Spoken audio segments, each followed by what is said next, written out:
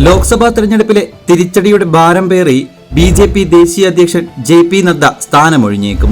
നദ്ദയെ രാജ്യസഭാ നേതാവാക്കി പകരം ശിവരാജ് സിംഗ് ചൌഹാൻ BJP അധ്യക്ഷനായേക്കുമെന്നാണ് സൂചനകൾ. അതേസമയം നിതീഷ് കുമാറിന്റെ JDUവും ചന്ദ്രബാബു നായിഡുവിന്റെ TDPയും BJPയുമായി വിലപേശൽ തുടരുകയാണ്. മന്ത്രിസഭയുടെ ഭാഗമാകാൻ നിതീഷ് കുമാർ പൊതുമിനിമം പരിപാടി മുന്നോട്ട് വച്ചതായാണ് വിവരം. ജാതി സെൻസസ് ഉൾപ്പെടെയുള്ള വിഷയങ്ങൾ ഉൾപ്പെടുത്തിയാണ് പൊതുമിനിമം പരിപാടി മുന്നോട്ട് വച്ചിരിക്കുന്നത്. ബീഹാറിന് പ്രത്യേക പദവി, 3 ക്യാബിനറ്റ് മന്ത്രിമാർ, 3 സഹമന്ത്രി സ്ഥാനം, NDA കൺവീനർ സ്ഥാനം എന്നിവയും നിതീഷ് ആവശ്യപ്പെട്ടിരിക്കുകയാണ്. നിർണായകമായ 12 എംപിമാരാണ് നിതീഷിനൊപ്പമുള്ളത്. ആന്ധ്രയിൽ ചന്ദ്രബാബു നായിഡുവിന്റെ TDP നേടിയത് 16 സീറ്റുകളാണ്.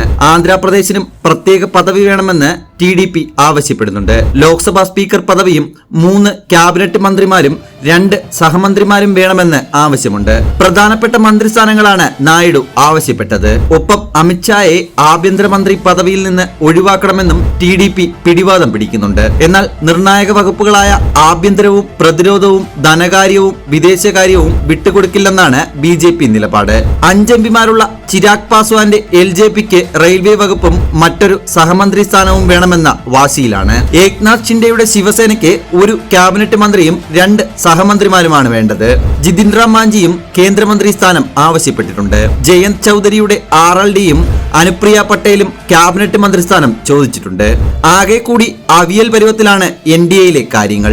NCP അജിത് പവാർ കഴിഞ്ഞ ദിവസം നടന്ന യോഗത്തിൽ പങ്കെടുക്കാത്തതും BJPയെ സമ്മർദ്ദത്തിലാക്കിയിരിക്കുകയാണ്. ശനിയാഴ്ച രാത്രി നടക്കാനിരിക്കുന്ന സത്യപ്രതിജ്ഞയ്ക്ക് മുമ്പേ സഖ്യകക്ഷികളെ തൃപ്തിപ്പെടുത്താൻ നന്നെ വിയർക്കുകയാണ് മോദിയും കൂട്ടരും. സഖ്യകക്ഷികളുടെ ഔദാര്യത്തിൽ കിച്ചടി മന്ത്രിസഭയുണ്ടാക്കി 3ാം തവണ അധികാരത്തിലെത്തുന്ന മോദിക്ക് യൂണിഫോം സിവിൽ കോഡും 1 നേഷൻ 1 പോൾ പോളിസിയും ഉപേക്ഷിക്കേണ്ടി വരുമെന്നത് തീർച്ചയാണ്. ഞങ്ങളുടെ വീഡിയോകൾ മിസ്സാകാതെ കാണാനായി ചാനൽ സബ്സ്ക്രൈബ് ചെയ്യുക. ഒപ്പം ബെൽ ബട്ടണിലെ ഓൾ ഓപ്ഷൻ ക്ലിക്ക് ചെയ്യുക.